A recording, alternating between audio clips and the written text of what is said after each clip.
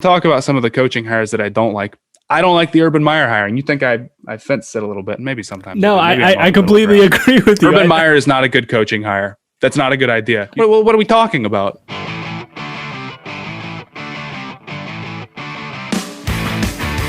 Welcome back, everybody, to the 6th episode of Stay Hot.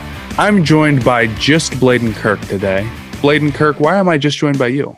We're not sure if Theo either overslept, which, first of all, he has a flight to catch today, right? To go back home from Arizona. And he had us reschedule the recording time, because normally we record in the evening. He had us reschedule to be early in the day so he could catch his flight, and he still didn't show up. Yeah, there's no problem with rescheduling it, but our working theory at the moment is that he may have overslept.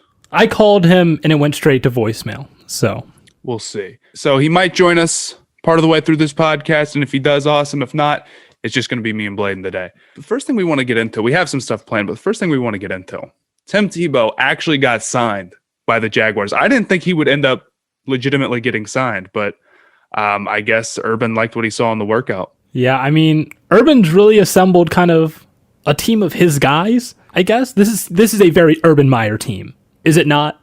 It is. You know, he kept, Ohio State's had problems with Clemson in the past, so they just go out and get the Clemson guys, and they brought in Carlos Hyde, who I think was there for the very beginning of Urban's career, if I'm not mistaken. Yes. And now getting Tim Tebow, that's definitely his guy. Like we talked about before, it's going to be like a Taysom Hill deal. This is not just Tebow getting signed to play tight end normally. I find it very hard to believe that he doesn't play a little bit of quarterback. I guarantee he's going to throw some. He's going to throw some footballs. Oh, they're gonna run some weirdo Wildcat stuff. It's going to be awesome. Yeah, I think the Jaguars are going to be a ton of fun to watch this year. Is Tebow going to put on weight because he's only 6'3"? What is Taysom Hill's size? Because I mean that's what they're going for, right? They're trying to get a Taysom Hill type right production or type player out of him. Taysom Hill is 6'2", so I guess that's Tebow's size about. I don't know. Yeah, I mean I don't think Tebow's gonna have to put on like tons of weight, but playing tight end, you got to be a little bit. You got to have a little bit of size to you. But I mean, think about it. We had Logan Thomas for Washington. Wasn't he a quarterback in college? He was. Yeah, I remember. So then he looked really good. As a tight end. So I'm excited for it, but I'll be more excited if he can actually make the roster. There's a big difference between getting signed now, and I haven't seen the contract. I'm assuming it's got to be minimum veteran deal. Yeah, vet minimum. So there's a big difference between actually getting signed to the 90-man and making the 53. But today we're going to be talking a little bit about some overrated and underrated players. We're talking about some of the good and bad rookie situations, and then some of the personnel changes that we liked.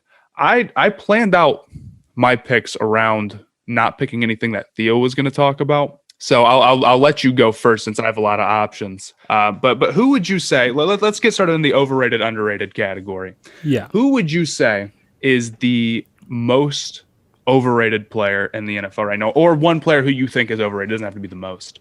I don't know if there's like a most overrated player in the NFL, but if I had to pick a guy who I think, at least within his own fan base, is overrated, Ezekiel Elliot.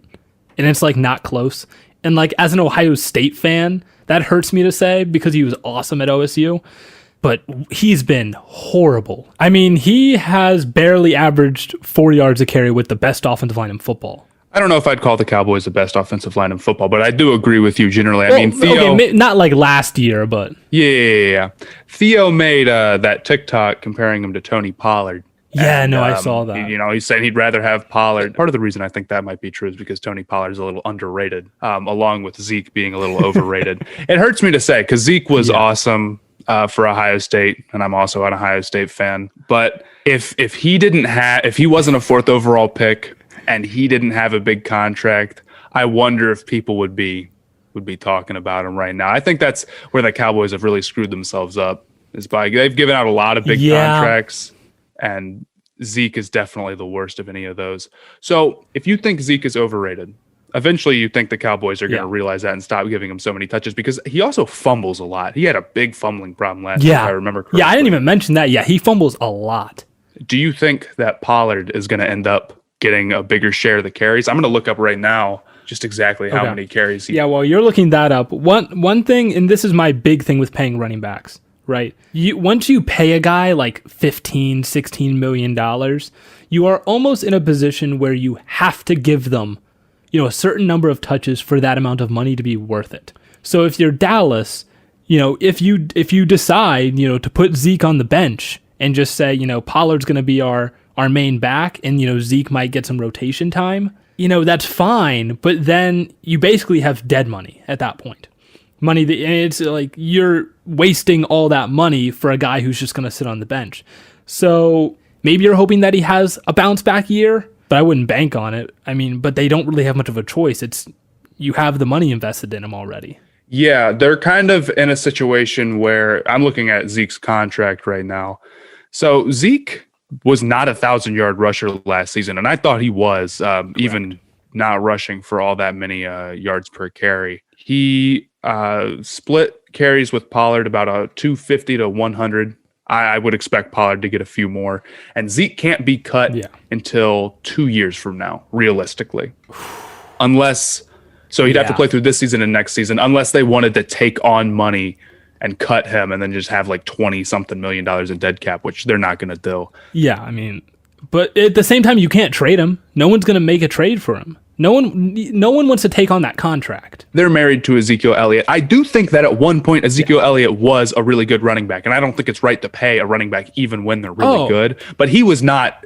Yeah, he has gotten worse, I think. Yeah, I went back and I watched his rookie year. His rookie year, he was far more explosive. He was faster. He was breaking tackles. He hasn't done any of that. Yeah, when Theo called Ezekiel, he said in that video he was kind of old and he's 25 years old.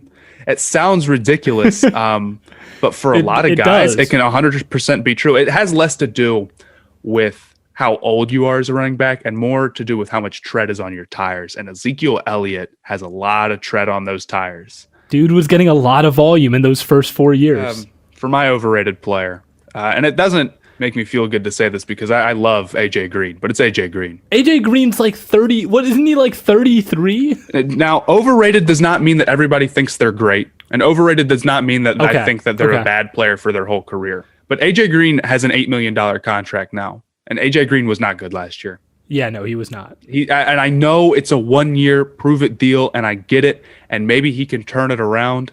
But for how rough he was last season, that is pretty steep, like is it not? Yeah, no. I feel, that makes sense.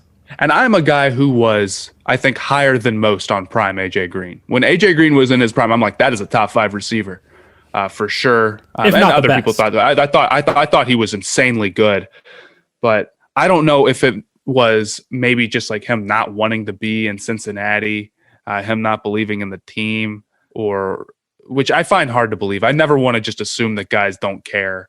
But they're also human. Like they're allowed to feel things sometimes. Like I think AJ Green's issues have more to do with injury. Yeah, and that's the other thing I want to say. But I don't want to like sit here and trash on AJ Green.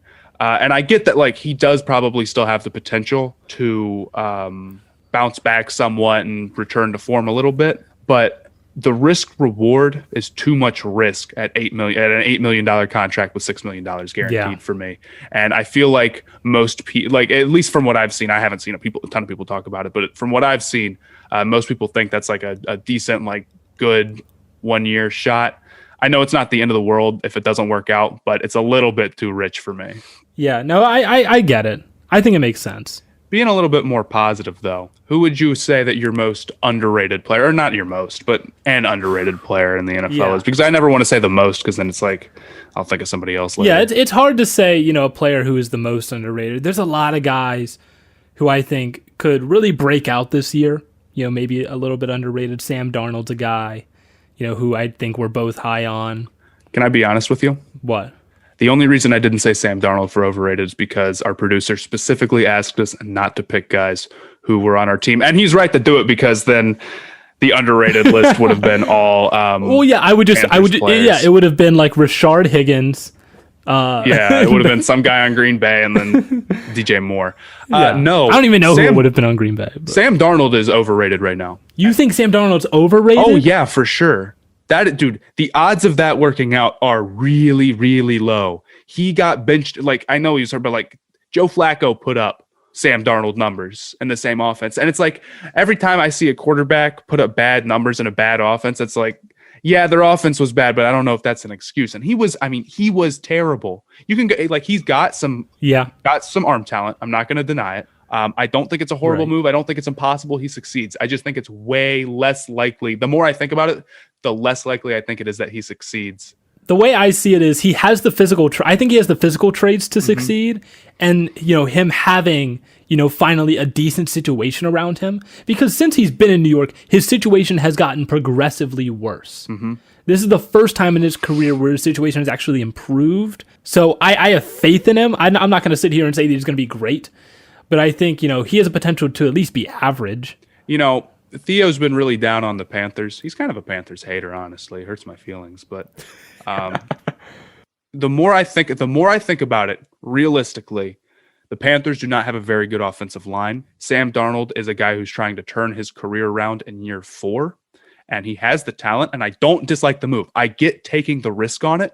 I just think that the odds of it succeeding are less. Like, people need to manage expectations a little bit with Sam Darnold.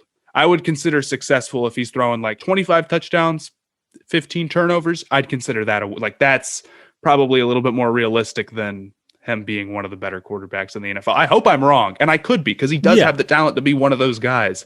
But he's got a lot of ground to make up to become that type of guy. Yeah, no, again, I think we're looking at more like a Matt Ryan, maybe Jimmy Garoppolo-esque season versus, we're not going to see like Kyler or Herbert numbers, but I think he can be solid. But if I had to pick like a truly underrated player, it's got to be Michael Thomas. It absolutely has to be Michael Thomas. Yeah. This guy has been getting the most slander of any elite receiver I think I've ever seen. It's absurd. I mean, did he not have, one of the best receiver seasons in recent memory? According to NFL meme pages, no, he did not. He actually caught slant routes, and those don't count. Those don't count. Yeah, yards gotten off because he has a quarterback who literally can't throw it down the field, and somehow he's he's the issue. Yeah, I mean, part of that is due to him like going on Twitter and people getting annoyed at him for like his tweets or whatever, which is like, all right, whatever. But calling him the second best receiver in the league is not a hot take.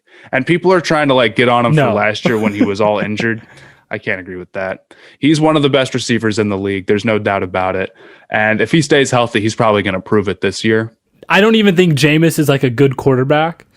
But with having a quarterback who can throw it down the field, I am willing to bet Michael Thomas is an Offensive Player of the Year candidate.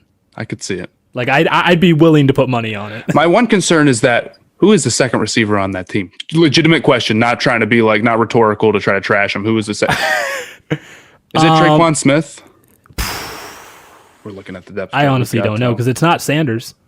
No, it's not. I thought that was a big loss for them. Yeah, no, Sanders. If you want to talk about another underrated player, Sanders. Yeah. I feel like the Saints didn't lose their major pieces, and considering how much in like debt they were, like $100 million or whatever, that's a pretty big win. But they lost a lot of those Emmanuel Sanders level players. It is Traquan Smith, Marquez Callaway. Yeah, they don't have a lot of depth at receiver. They do have Deontay Harris. We'll see. Or Deontay Harris. We'll see a lot of Michael Thomas volume at the very least. Yeah, no, 200 targets. I could see it. Kamara is gonna get a lot. Kamara's gonna get his touches, obviously. But as far as they're probably gonna be very close in touches, or at least in receiving. Because I know Kamara gets his fair share of receiving numbers. Yeah, for sure. So I don't disagree with the Offensive Player of the Year take. Earlier in the year, I said that I think he could potentially be the first receiver to ever win an MVP. Alex, our producer, put in the chat, where are you taking him in fantasy? Let me give you my tips before I get to my underrated player. Let me give you my tips to win fantasy. Draft Michael Thomas and draft J.K. Dobbins. You can probably get both of them. You'll win. Because J.K. Dobbins there's a lot of hate on. Well, here's the Ravens problem with Dobbins. For fantasy. Will he get the volume? I think so. He is so. Edwards is good. It's not about him being good. It's about Lamar is there. That's what I'm saying. They have Gus Edwards and Lamar runs a lot. Mark Ingram got the touches. How many touches are we talking? Like, I'm telling you, I think, first off, J.K. Dobbins is better than Mark Ingram was. Yes, absolutely. As far as talent goes, no question about it. In 2019, because we're not counting 2020, because like Ingram was kind of fair. shot at that point. He had 228 touches in 15 games. Yeah, I mean, if Dobbins can get at least that. Yeah, I'm telling you, I think Dobbins will get more than that because he is to me, he seems like one of those guys who is a legitimate difference maker as a runner. He's seriously good, and plus, I mean, he's no slouch receiving from what I've seen. Runs through people, consistently. But for my underrated guy, I'm actually going to go with the same team as you. I had it planned. I thought about this for a while. I wanted to pick a guy that I didn't think you or Theo would pick. I'm going Jameis Winston. People think, and I don't think that Jameis Winston is going to be awesome. Okay. Again, underrated does not mean I think they're a top 10 player at their position. But people think Jameis Winston doesn't deserve to be a starter in the NFL. He is for sure a top 32 quarterback. He opens up things for that offense. He has arm strength. I know he threw a lot of interceptions. I know that, but that could have also been a product of the offense he was in. That was part of it. Was Arians? Yeah. Arians is definitely a guy who puts his quarterbacks in positions to throw more interceptions. He's notorious for that.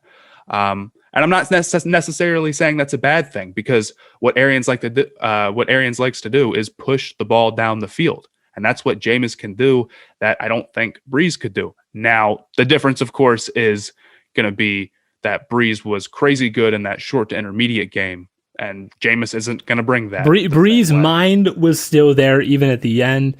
The difference is going to be, did Winston pick up on any of that knowledge? Yeah, are we just going to see a full year to sit? But you watched the Saints last year. Okay. When you watched that Tampa Bay Saints game, and it was towards the end, and all of a sudden the Saints go down. They had that fumble, and then they're down a touchdown, and they need to drive or something. You're like, there's no chance. They can't do it. Drew Brees is not going to be able to drive them down the field. He can't get the ball down the field. And that wasn't his fault. I'm not trying they just could not move the ball quickly. And that hurts them. And maybe they aren't successful, but it at least gives them a chance. I think that Jameis is now in a position where his receivers maybe aren't awesome outside of Michael Thomas, but he's got a very good offensive line.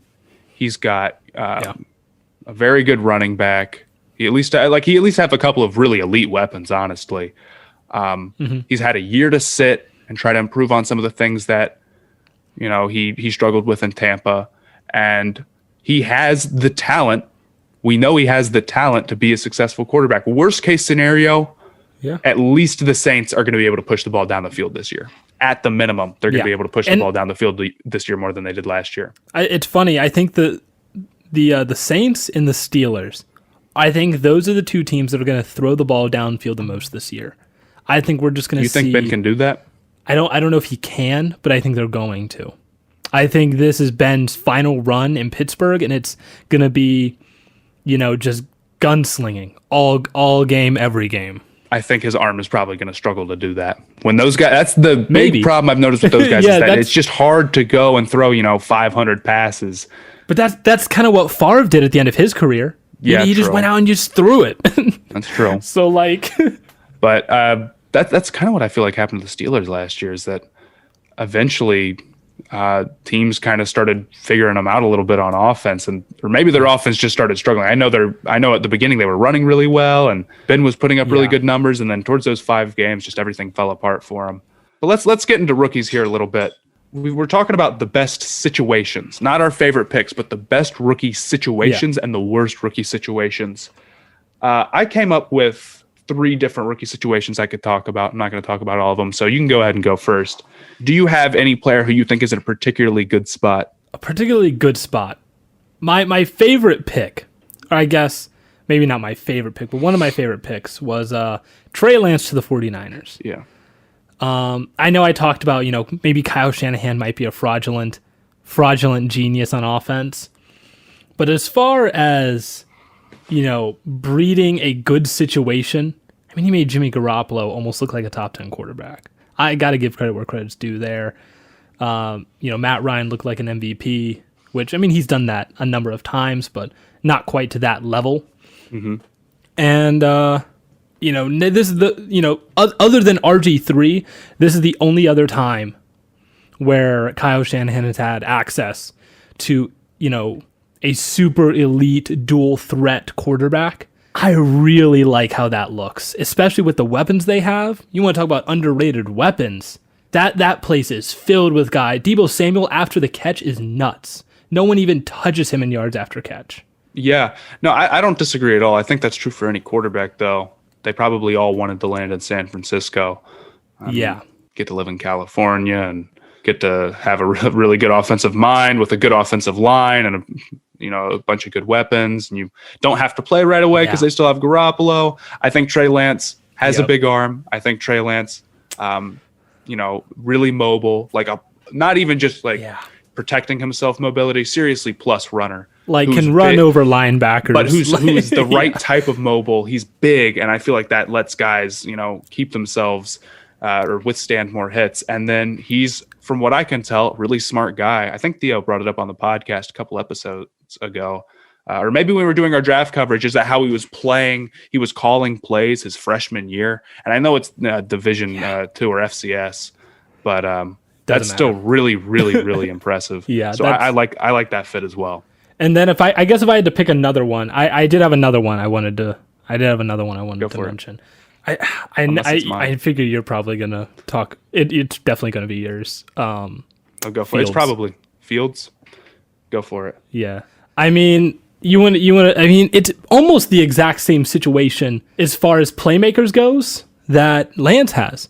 Allen Robinson, Darnell Mooney, two really solid weapons. Their O-line's not bad. And towards the end of the season, their play calling actually improved a lot to where Trubisky almost looked decent. You throw a guy like Fields in there who has, much better arm talent, mobility, all the, maybe even, IQ as a passer and all that stuff. I could see that offense being really dangerous, really fast.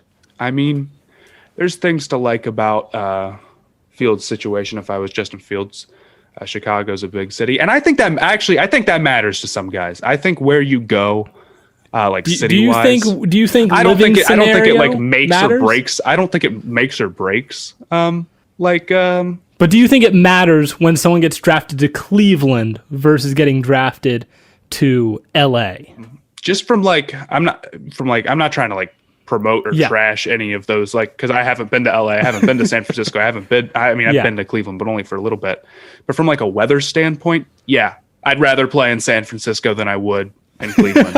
Or I'd rather be in a big city like New York or something than I would be. Actually, I don't know. New York is the one where it's the media there might be tough, but I think that matters. And I think Chicago is a good city for that type of stuff. At least it's a big market. And I think quarterbacks want to go to big markets.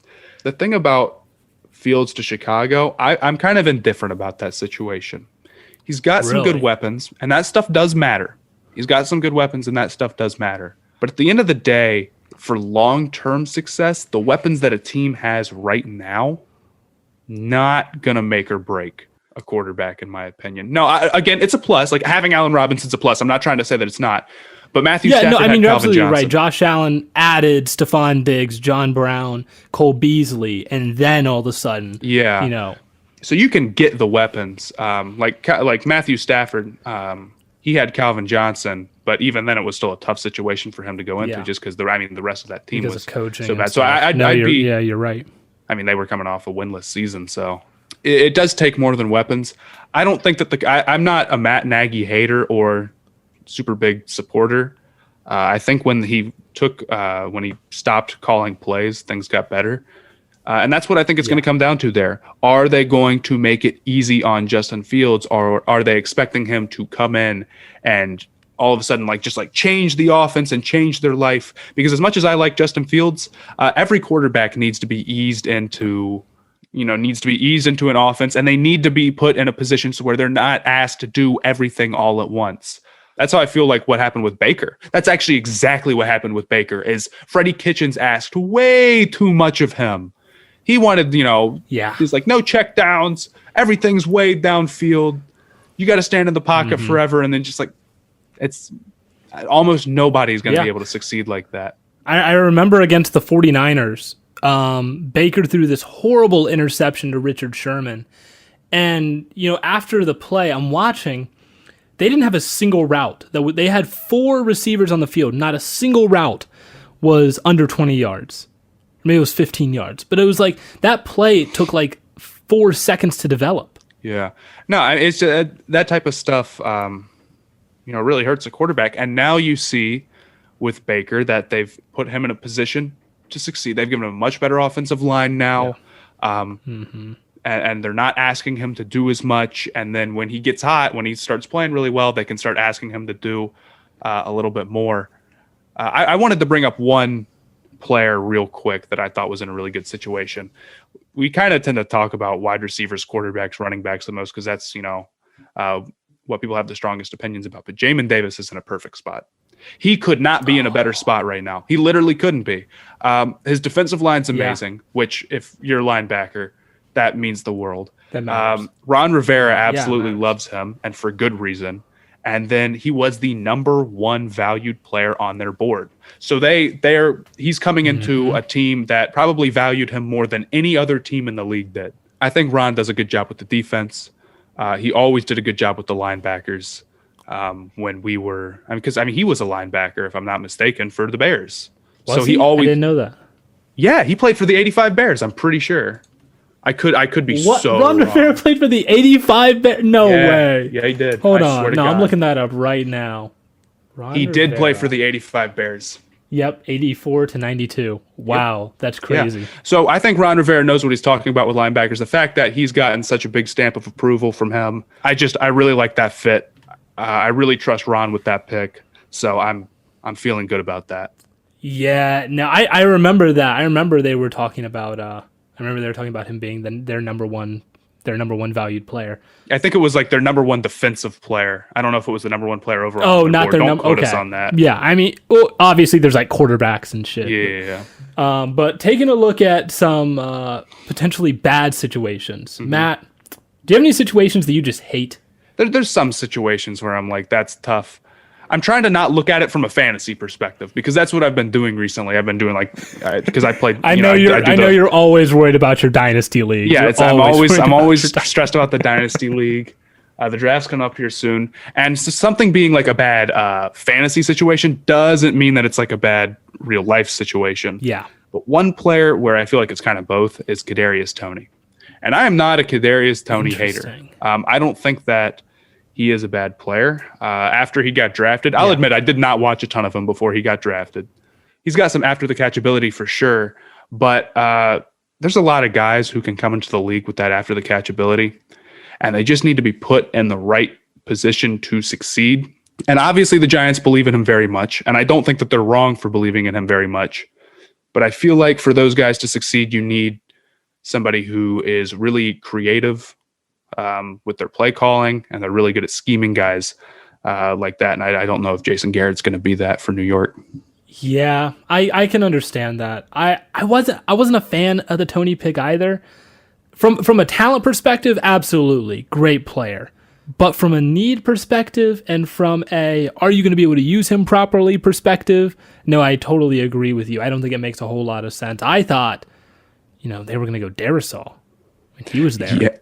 Yeah, I think they have 2 tackles that they're feeling good about because they just drafted Thomas last year, and then they've got Soldier, who was overpaid when he got signed, but isn't a bad player, I don't think. Not bad, but you can always move a rookie to guard if you need to. Yep. I'm just. No, I don't disagree with you at all. The other thing I'm worried about with Toney is that maybe they get him, and then they start realizing like it's not super easy to work with guys like them all the time. And then they already have Galladay, they already have Slayton and Ingram and Shepard, and it could just be really easy for the Giants to say, screw this, we'll figure it out later. And all of a sudden, there's 4 or 5 guys who are going to get more targets than him.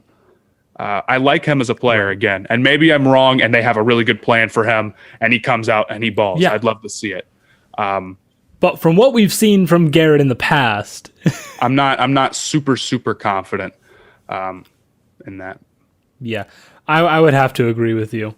I guess a situation I'm not super super fond of is and I keep going back to these quarterbacks, but Zach Wilson. Zach Wilson does not seem to be in a very good spot. That offensive line was bad. Like, it was really bad last year. They overhauled the entire offensive line, 5 new guys across the board, and the only one who even remotely panned out was Becton. So they went maybe 1 for 4 at best on their O-line. Did they really add much to it this year? I think they added 1 guy. I think they added a tackle. Their receivers improved a little bit. Oh yeah, they added Tucker. They added Vera Tucker, who Vera Tucker's a great player. I think he'll be really, really good, but they still don't have very good help on the inside. They added some help at receiver, but the rest of that team isn't that great. I'd say the best part of that team is probably their D-line. I could definitely see that. I don't know. I'm looking at the roster. It's tough because reality is that we haven't seen what this new coaching staff can do, and a lot of it's going to come. The situation comes down to what the coaching. That's the biggest problem with the Jets. Yeah. So I'm not saying that as a negative or a positive. I'm saying I haven't seen what they can do. We know a little bit what they've done in some coordinator and some other work, but I'm not going to sit here and try to give you guys like a really tough judgment about these guys when I'm not. Yeah, I think the biggest problem is that there are too many new pieces on the Jets as an organization. New head coach, new offensive coordinator. Even though almost an entirely new offensive line still. They've been together for a year, but they had a Vera Tucker. That has to mesh, and these guys have to learn to play together. New quarterback, new receivers. There's so much that's new there. It's going to be really hard for them all to come together and play well congruently. We saw that happen with the Browns and Baker when he first got there. I don't know if it works out. And if it doesn't, are they going to be able to adjust? That's the big question. No, that's very valid. There's some things I like about them. I think Becton's a franchise left tackle from what we saw last year. Becton's really good. Vera Tucker seems like a good pick. Their wide receivers, Corey Davis, Denzel Mims, Jamison Crowder, Elijah Moore. I know you're big on Mims, but that's your fantasy mind talking. Mims at least has the potential, and you look at those 4 guys. I'm not saying that that's like some humongous big plus for them, but I don't think it's a negative unit. I don't think you're looking at his receivers and like he's got no chance. I do like the receivers decently. I do think Elijah Moore is going to be good. I do think Denzel Mims is going to be good. Crowder's not a bad player at all. And Corey Davis was really good. Do they have a true number 1? Maybe if you don't consider Corey Davis to be a true number 1. I'm not saying that they're one of the best units in the league, but I'm saying that if Zach Wilson is a good player, he can succeed with those guys catching the ball. I'll say that. And I think I do think Corey Davis and Denzel Mims and Elijah Moore at least have a lot of potential. So I don't think that it's necessarily the worst situation in the world. The offensive line is a little concerning, and all the new pieces, definitely, it's a lot to figure out in one offseason, but we're not in the building, so we can't really tell how well of a job they're doing at getting everyone settled. That's part of it, Exactly. Matthew, always the master of playing the middle ground. Well, I don't have a problem having a hot take. I do have a problem having a hot take about something that's like a coach that has coached 0 games. I feel like I'm more like, Kadarius Toney I don't think his situation is awesome, but I also don't know what the Giants' plans are. I just know that I don't necessarily have the most faith in Jason Garrett to go out there and scheme everything super well for him. But if you want to come at I'm saying right now, Kadarius Toney, good player, bad situation. If they have him schemed up doing a bunch of cool stuff, you can tweet at me and tell me I'm wrong. I don't have a problem being wrong about this stuff. But I do, I just don't want to be super hardcore one side when, obviously it's hard to predict anything in the NFL. And people are going to, say I'm a Zach Wilson hater because I had him as my 4th best QB. But I'm even as regardless of where, I had him as, as far as rookie quarterback rankings goes, I don't think the Jets was a good landing spot for him. There's definitely a lot to figure out. I agree. I don't think it's quite as bad as you're making it out to be. I guess that's why I'm playing the middle ground with this. Maybe not. There are some pretty major concerns. I agree, but it kind of brings us to the last thing that we wanted to talk about is some personnel changes. And I know I just said that I don't really want to judge super hardcore personnel changes that we haven't seen a ton out of yet. But I've got some changes that I like and some changes that I have some concerns with. I guess we can start with the changes that I like. Arthur Smith to the Falcons. Yes. Good hire. Absolutely. Very good hire. Ryan Tannehill is not a bad player. Ryan Tannehill is for sure a game manager. If you told me a game manager, like if you wanted an example of a game manager, Ryan Tannehill would be my pick. And that is not an insult. The term game manager has become like you're the 25th best quarterback. You just don't throw interceptions. I don't think that's what a game manager is. He does an excellent job of running that offense, I think, or he did last year. And he put up great numbers because that offense had a lot of great pieces, a good offensive line, good weapons, Derrick Henry, obviously. But a lot of that success needs to be credited to Arthur Smith. Theo talked about, this is another thing that Theo talked about, if I remember correctly, about how Arthur Smith did a really good job with the Titans and how he was concerned that they're losing him and all those weapons. And I 100% agree with him on that. And I think he's going to do a fantastic job with Atlanta because Matt Ryan is another guy where, you give him good play calling, you give him good weapons, which I think he has right now, and Calvin Ridley, Julio Jones, Kyle Pitts, that's loaded. Kyle Pitts. And you give him a guy who was able to turn, Ryan Tannehill into a guy who's putting up some of the best quarterback efficiency stats in the league. We've said it before, Matt Ryan, kind of a little bit of a sleeper to go crazy this year. I didn't put him on my top 10. I didn't put him on my top 10 quarterbacks. I posted him on Twitter.